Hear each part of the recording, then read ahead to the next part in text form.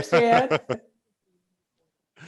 Hello, everyone. Welcome to another episode of the Athlete's Journey podcast. Today, I have the pleasure of having Aly Beebe on the call, the founder of the CourageGuide platform, to talk about her journey as an athlete and her work as an emotional health coach. She works one-on-one with former competitive athletes to find, help them find and gain clarity and connect with the next big chapter in their life after competing in sports.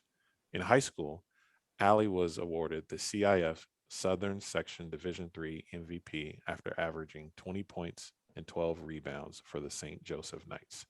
She then went on to participate in the USA Basketball U17 national team trials ahead of the 2010 FIBA U17 World Championships for women, and then went on to play basketball at Stanford, where she earned her degree in human biology. As an emotional health coach, Aly does a lot of work with individuals and athletes to help them discover and master their own unique emotional process. She is passionate about authenticity, self honesty, and helping you find the courage to put yourself out there. Aly, welcome to the call. How you doing today? Good. Hi, Keith. Thank you so much Hey. for having me. Yeah, absolutely. How's your day today?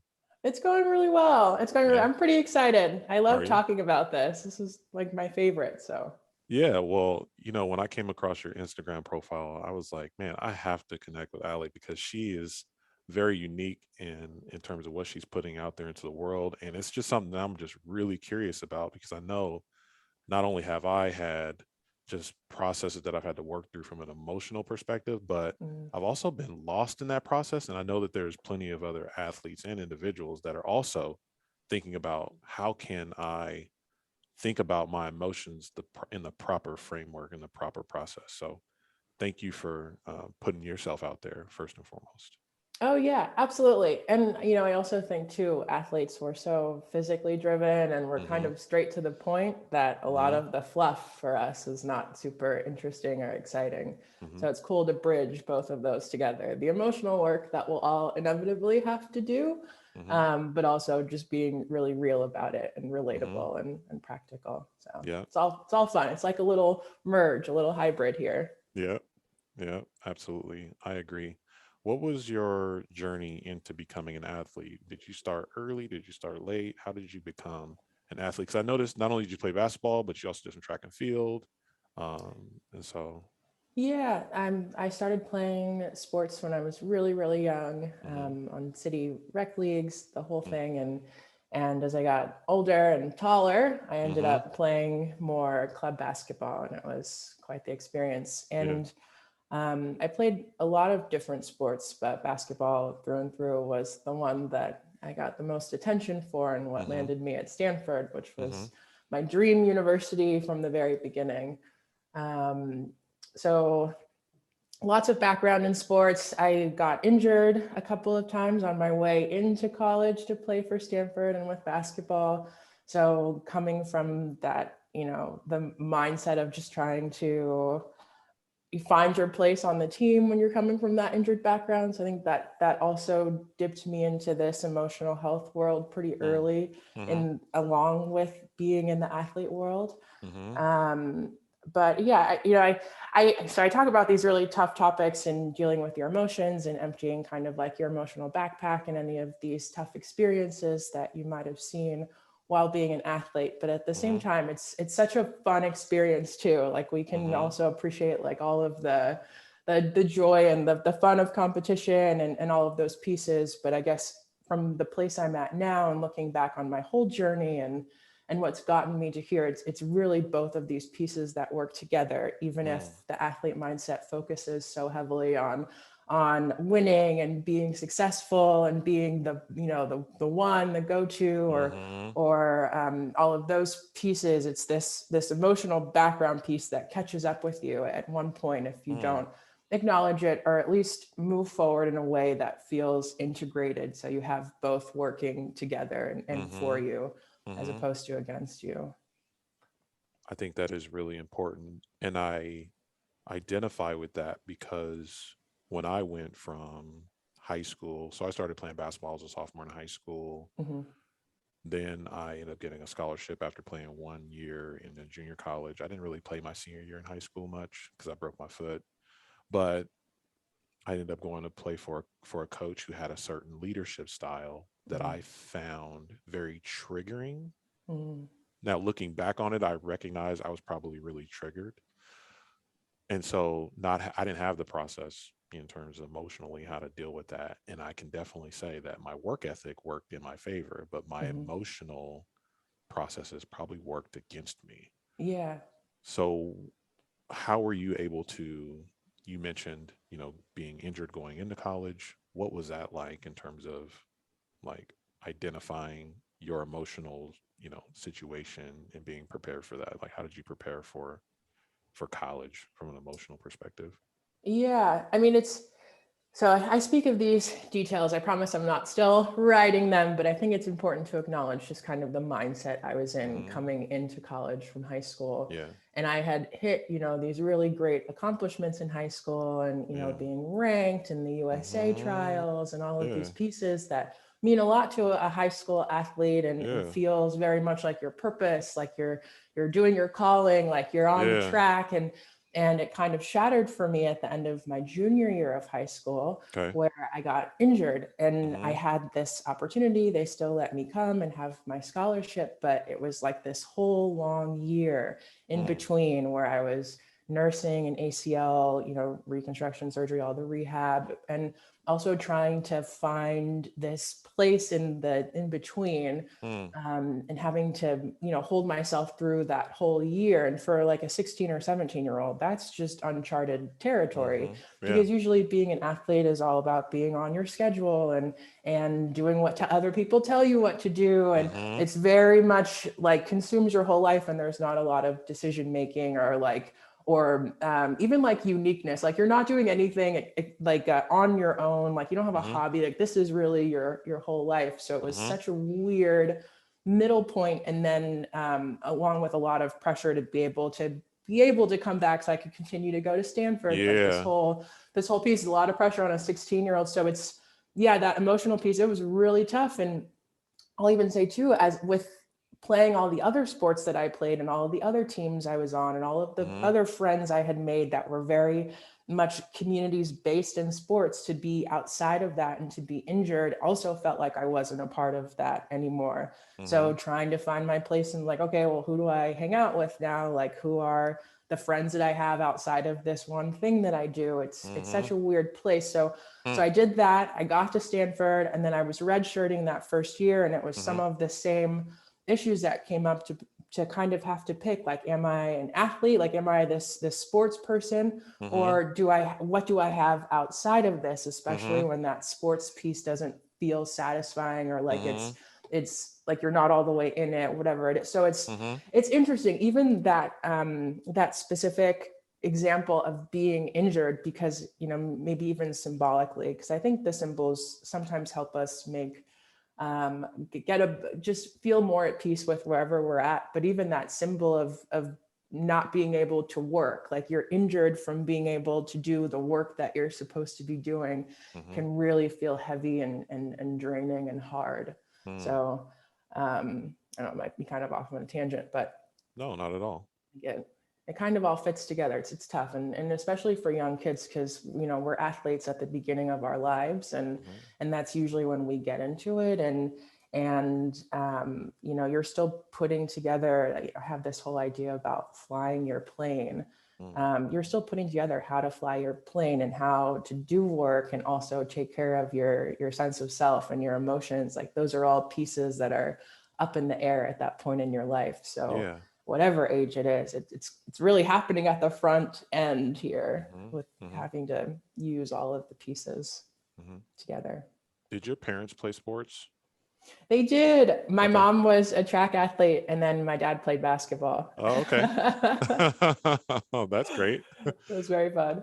Were they Yeah. instrumental in helping you through that? Because in my head, I'm wondering, so what did you do during that period of time where you're injured, you're redshirting, and you're not able to like participate in a lot of the different things, and so you don't totally feel connected with the team, but like how did you figure that out, and how instrumental were your parents or involved through that process with you?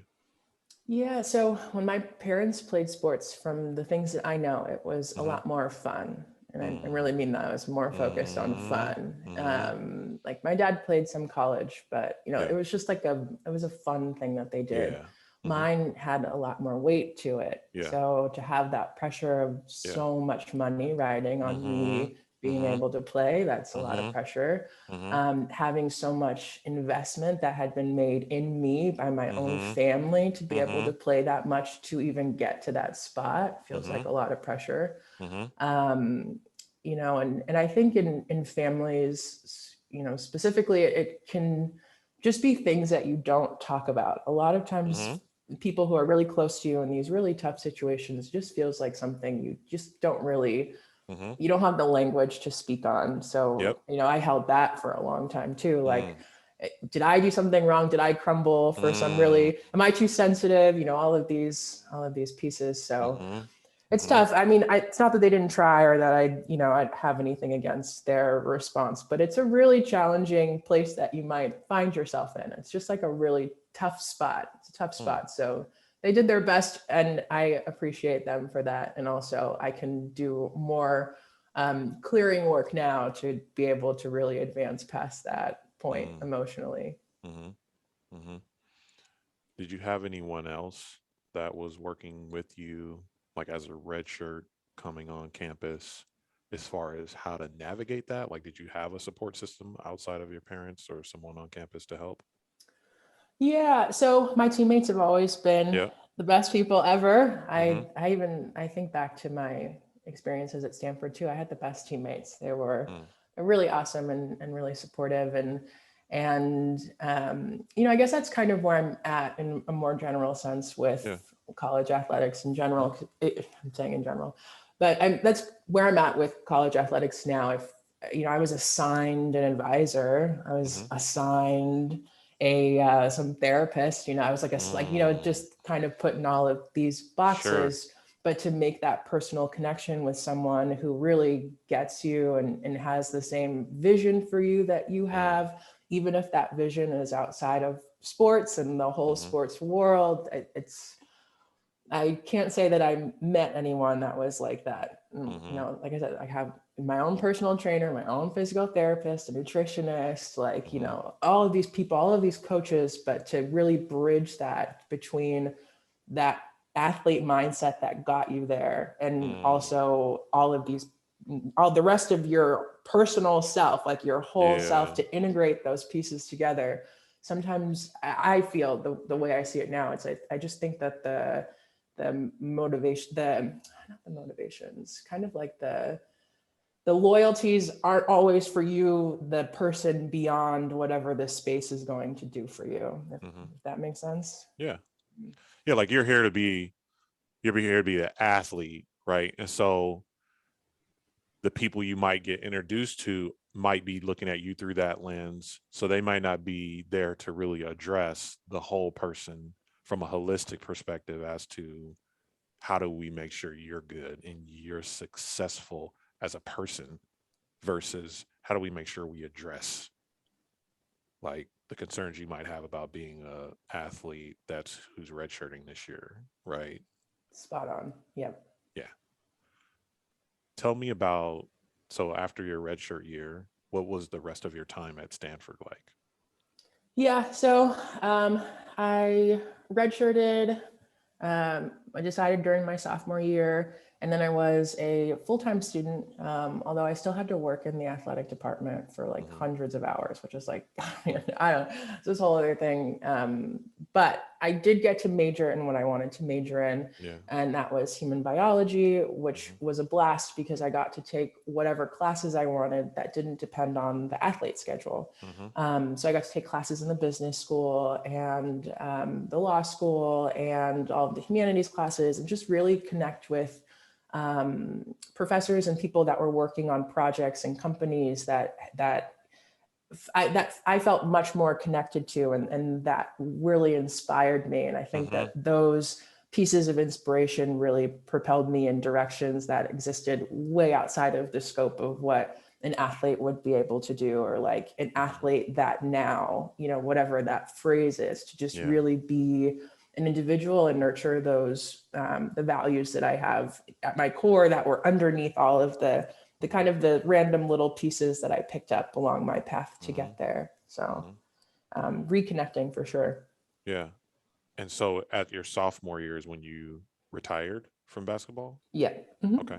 And what was that process like? Was that an easy decision? What was the time frame? Was it just like a snap decision, or had you been thinking about it over a period of time? Yeah, I got re-injured, and then I had some time to decide, but I even think back to that time. I'm trying to remember.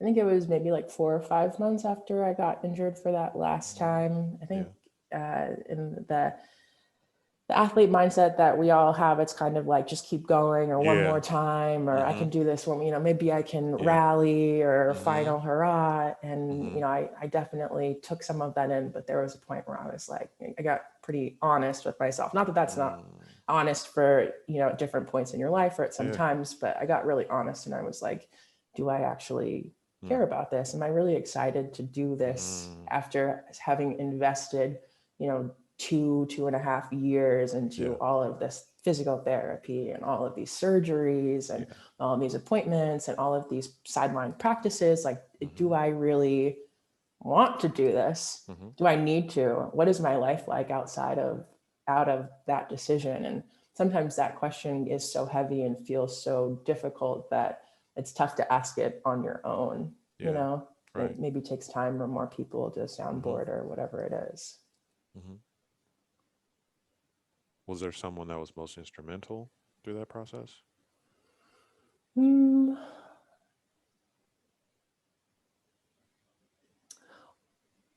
know, I think for me, I kept looking for someone that would be, which is, you know, I think we're always looking for that person because that is always recommended. And it's not to say that everyone needs to run off and go into solitude and never rely on a community or support system again. But I think for me, I kept trying to find who that person would be. And I kept trying to come up with new ideas. Oh, maybe there's something wrong with me and I need to find a doctor that will tell me what's wrong with me. Or maybe I keep, you know, tearing my ACL because I have a structural issue and I need to commit myself to more physical therapy than I've ever seen before. Or maybe socially I'm just like awkward, or I just don't have any social skills, and that's why I haven't made friends that I really connect with. Or, you know, like, or maybe there's something wrong with my family and we are just really, really different and weird. And that's why I found myself in this place.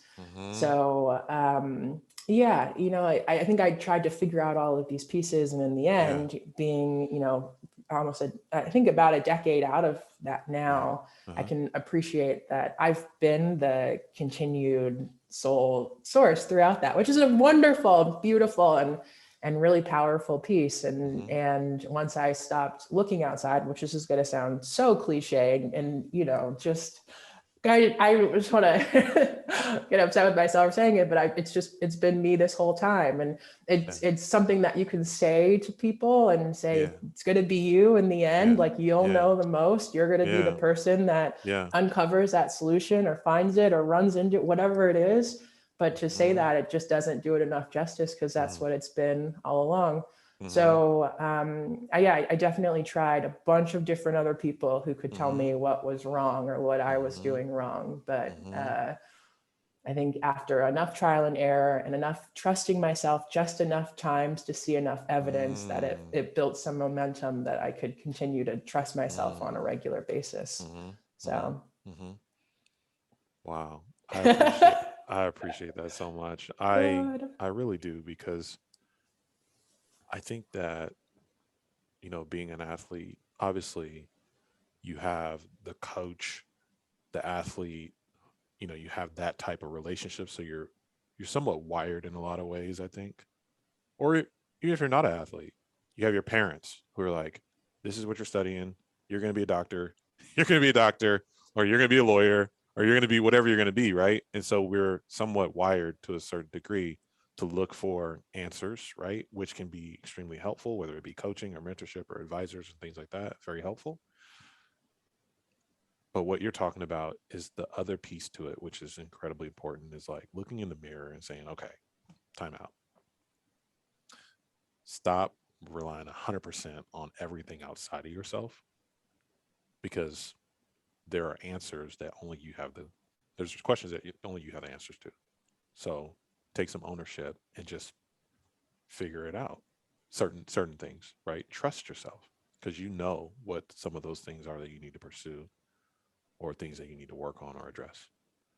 Um, Once you decided that you were done playing sports, how did you decide what direction you were going to go in as it relates to your education? You mentioned being able to take the courses that you wanted to pursue. How did you figure out what that was going to be? Because you almost had a transition that most athletes have after they're done playing sports, right? You pretty much had to come to grips with your transition while you were still in college. Right. I did. And I'm grateful for that. Mm-hmm. And on top of that, I will say it was just as messy as it is after, if you were to make this same kind of shift at the end of college too, because I had no idea what I wanted to do. No idea. And it was through trial and error. I mean, it really was. It was just taking classes that seemed like they would be interesting, and then trying to ask myself at the end what I found interesting about it, or what drew me into this experience, so I could follow those pieces, because the specifics never matter. The specifics are not very important. It's so much more about the energy you put behind something, or your overall intention, or what draws you in, what feels the most exciting, and that you can keep recreating over and over in whatever space you're in. So yes, lots of trial and error, lots of working for free, trying to find what would be helpful. And I also spent quite a bit of time, trying to go to medical school. Okay. So I did a lot of the prerequisites for that. I did a lot of jobs that were related to medicine, and it took so many of those to realize that that was not the end path that I actually cared the most about. So yes, lots of trial and error, lots and lots of trial and error, but to know that, the details, like I said, the details don't matter, but that every step that you take, even if you find out it's something that you don't care about at all, is still helping direct you towards whatever that end goal that you want is. Would you say that at the time you knew what your end goal was, or had a slight idea of what it would look like in terms of the end goal? I thought I did. I really did. I thought I was super, super clear, and that I had an immovable direction, like an end point that would never change. And I was completely wrong. So, but I think that helped. And even that clarity in the wrong direction helped. What kind of decision maker were you after you stopped playing basketball? I had the hardest time making any decision after I stopped playing.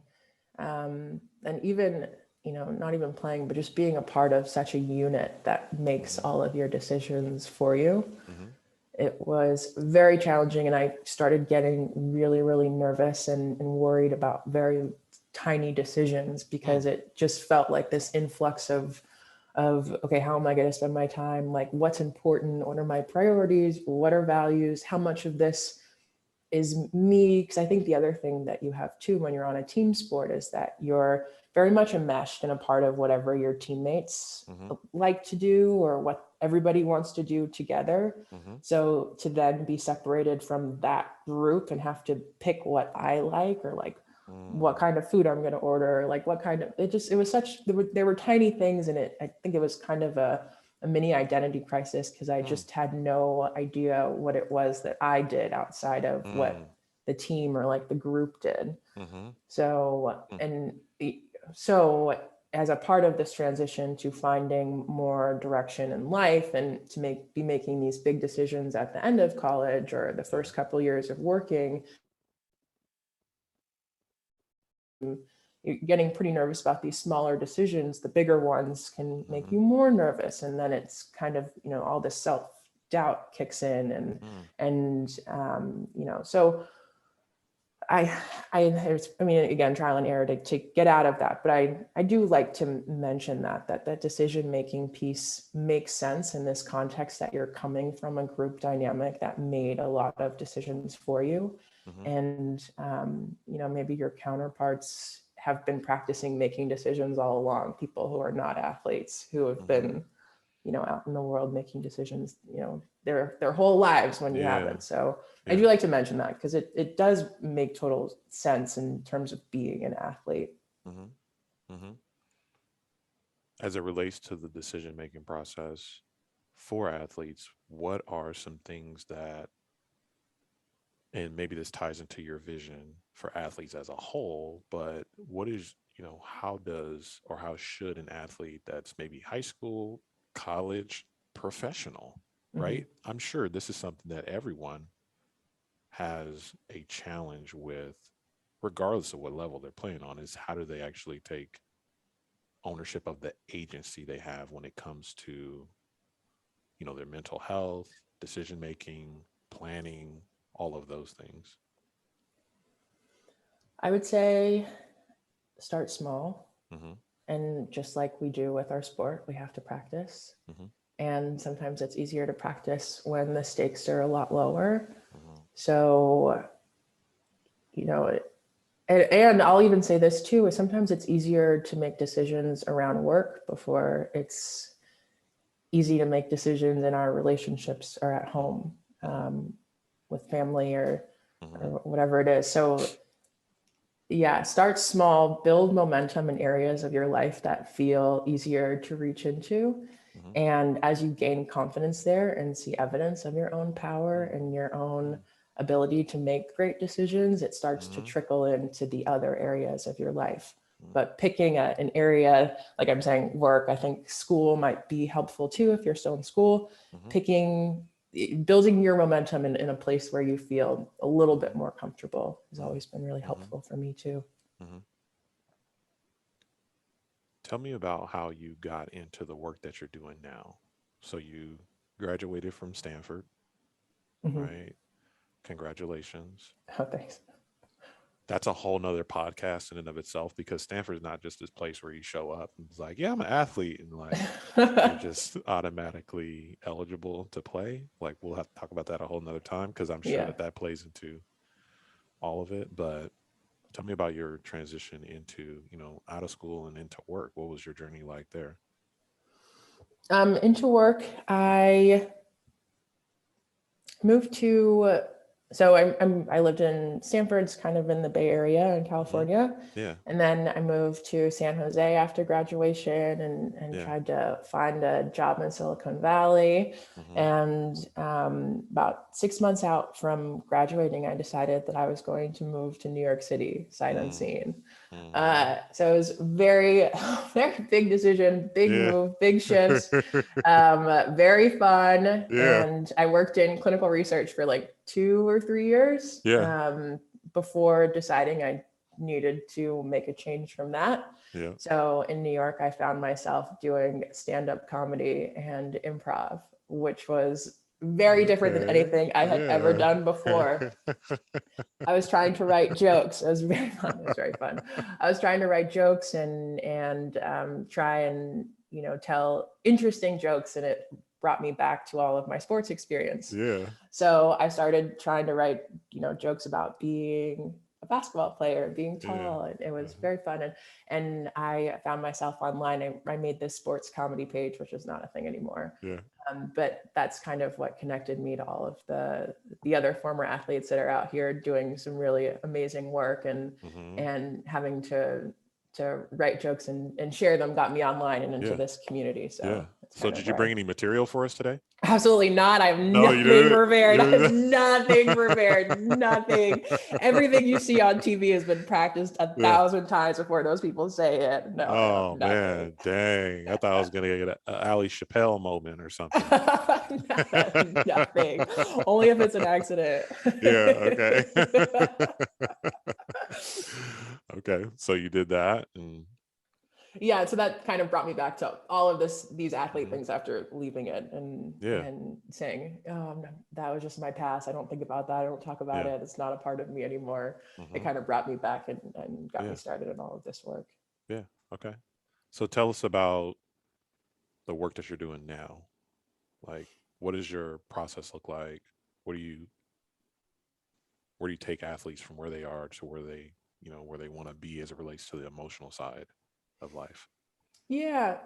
So I work on two pieces on finding your authentic path Hmm. and emptying what I call your emotional backpack.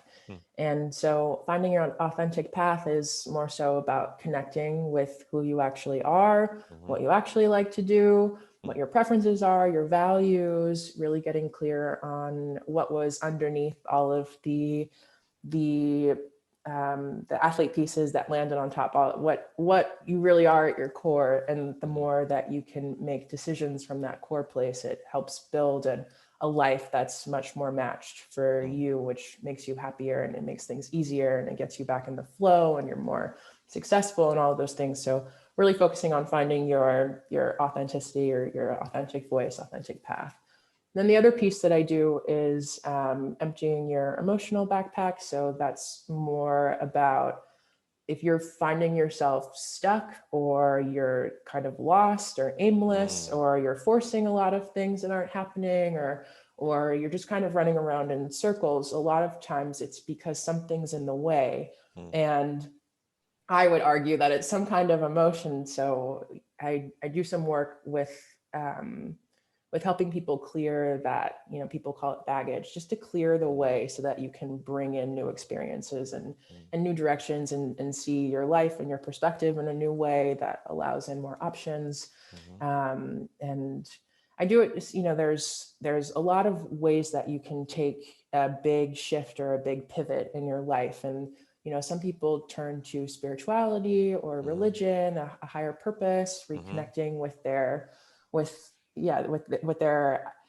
big direction, their big purpose, their big goals, and there are so many ways to do it. And I like to think that as athletes, because we are so physically driven Hmm. and we've invested so much in our bodies, and so much hides in our bodies too. So a lot Yeah. of the work I do is somatic practices and just working through things with less talk and more movement. Mm. So Hmm. those are two big parts. Okay.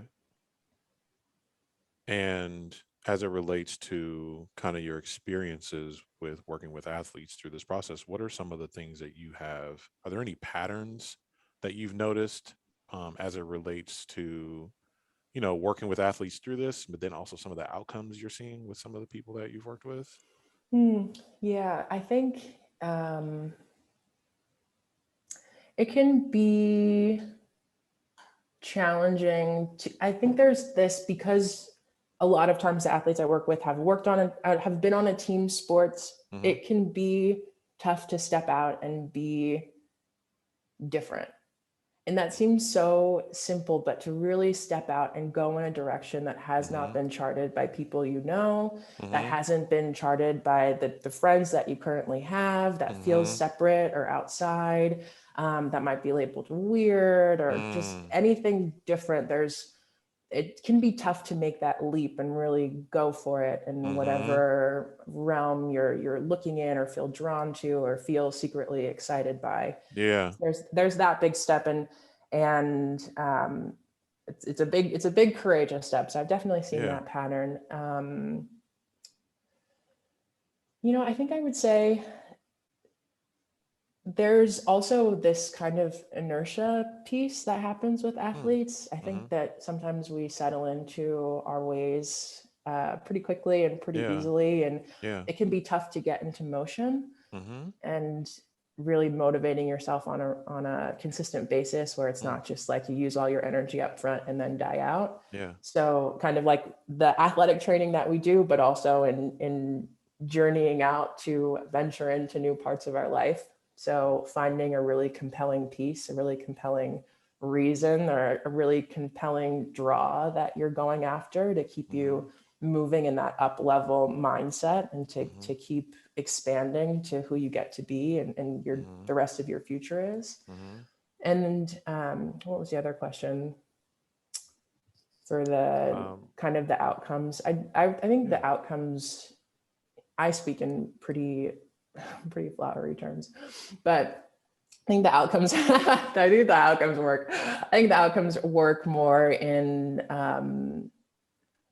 I focus on the shift part. I can only give guidance to these pieces, helping you reassess where you're at and where you want to go. It's not, there's a lot of there's ownership in this. There's a lot of, I can't do the action steps for you. And I think that's a part of sports. Like, we kind of expect people to hold our hand through the whole thing, or tell us exactly what we need to do, how many reps we need to do, where you're going to end up. This gets you to X, Y, Z. And a big part of my work is that ownership piece. You have to own where you're going. You have to own your life. You have to take full responsibility for all of your choices and decisions and actions that you've had to this point.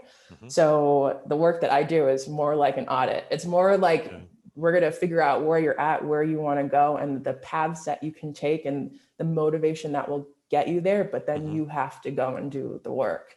Yeah. Here's how I see your work, just so you know. Sure.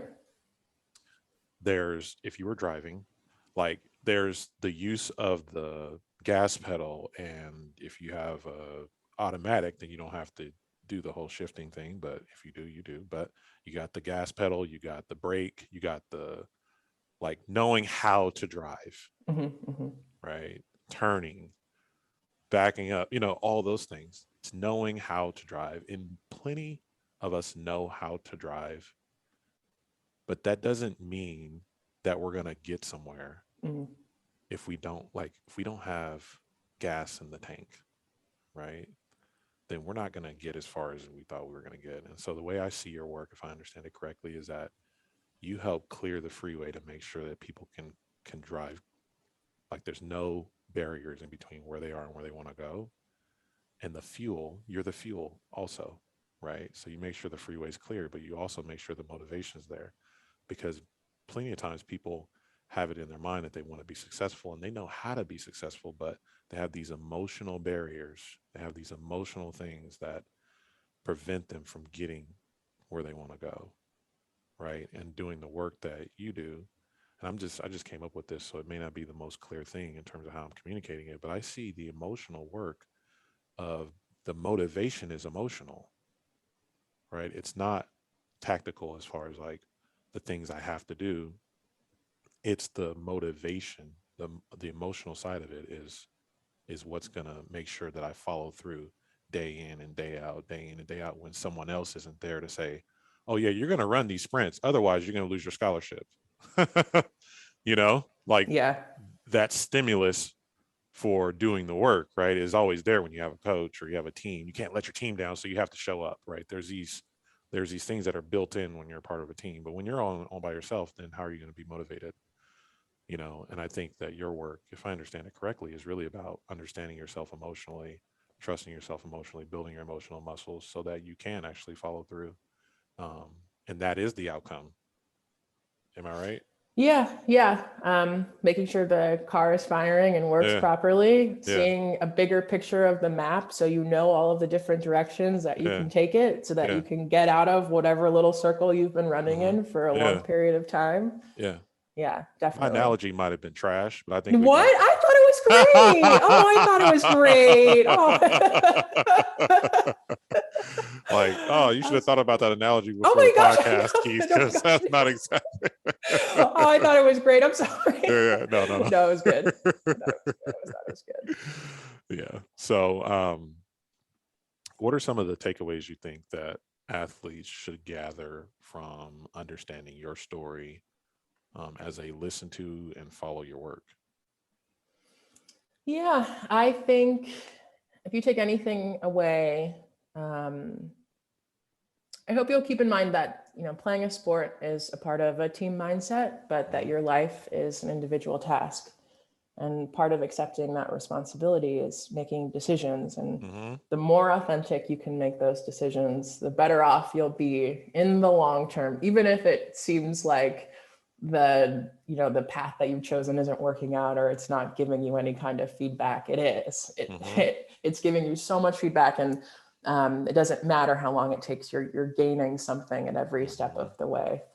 And then I think the other piece would just be that, in sports, we're encouraged to put our emotions in the back seat so that we can compete at the highest level and be whatever our coach needs us to be, or the fans need us to be, or the path to winning the championship needs us to be.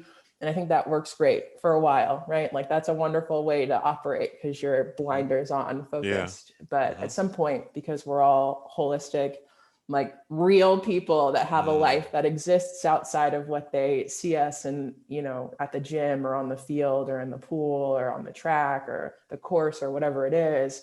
Outside of that, we have the rest of our life, and putting your emotions in the back seat can really catch up with you in some challenging ways. So it's helpful, once you're at that, not hopefully before the breaking point, but at some point, that you can bring your emotional backpack up and empty it out and really integrate it in a real and helpful way so that you can move forward with the rest of your life and in health and on to your own successes too. Yeah. Before we end the call in terms of the podcast, I actually want to dig into that really quick. Like the current state of athlete mental health. I know you don't like to mention that term, or like what you just mentioned really addresses that, as far as like, as an athlete, you kind of have these blinders on, you're super focused, laser focused on winning the championship, the results, those things. But you have this emotional baggage that at some point, this backpack that you need to unpack. How do you think that plays into the current conversation around athlete mental health? Yeah, so you're right. You've already heard me talk about how I don't care too particularly for the whole athlete mental health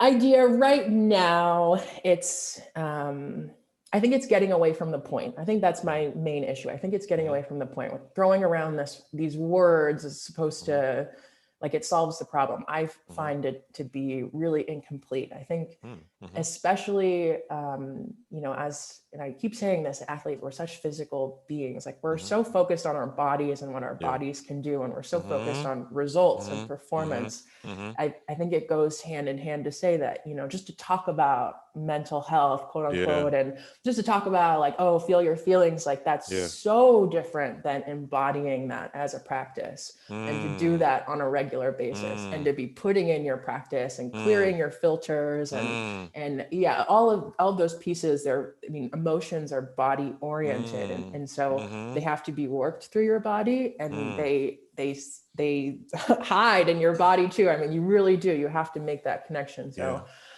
yeah, I struggle with the whole just like internet, like just talking about it idea, because to bridge that and to get the results and get beyond that and be what I call an emotional master, you really do have to do that embodied work. So I don't know. I struggle. I like the overall intention, I think, to really address this, because it's definitely a big deal. But like the celebrity endorsements, I'm trying to figure out how I can make a contribution that I think would be a little bit more meaningful.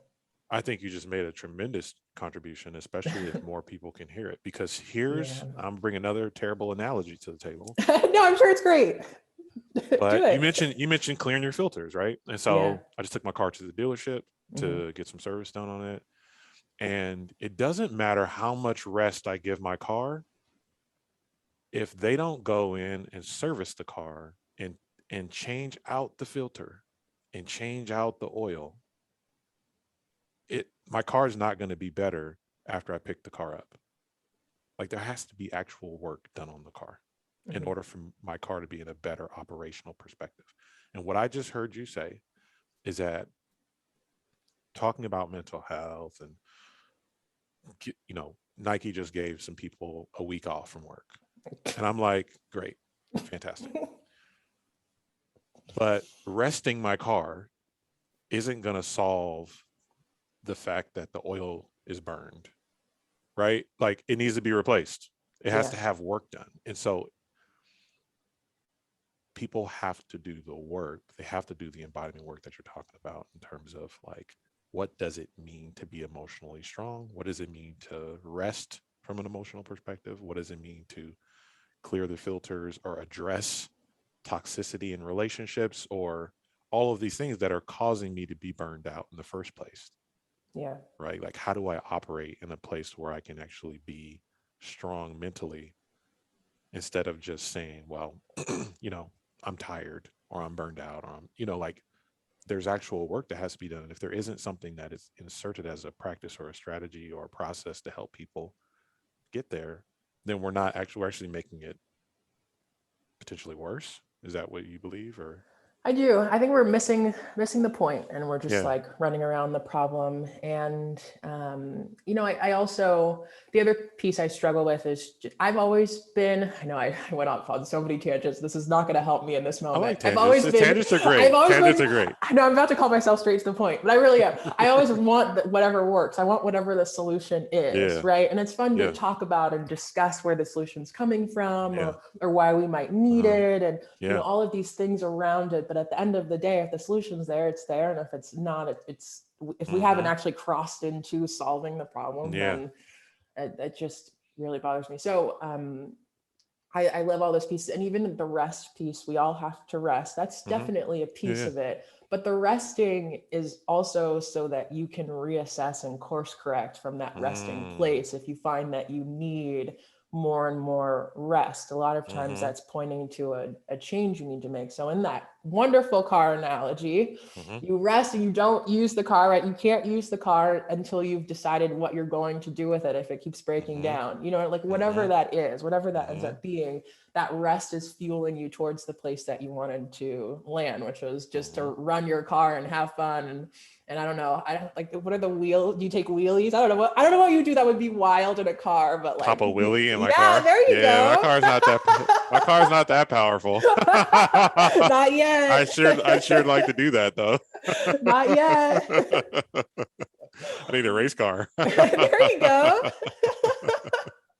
Yep. So I don't know. I was trying to build off your analogy. I thought it was good. Yeah, no, I thought that was great. Yeah, no, absolutely. I agree 100%. So let's say that you were teaching a class. This is an opportunity. Stanford's calling you in to speak with student athletes there. And you are going to be tasked with taking care of yourself emotionally. What are the 3 tips you would give to those student athletes today as it relates to taking care of their mental health as student athletes?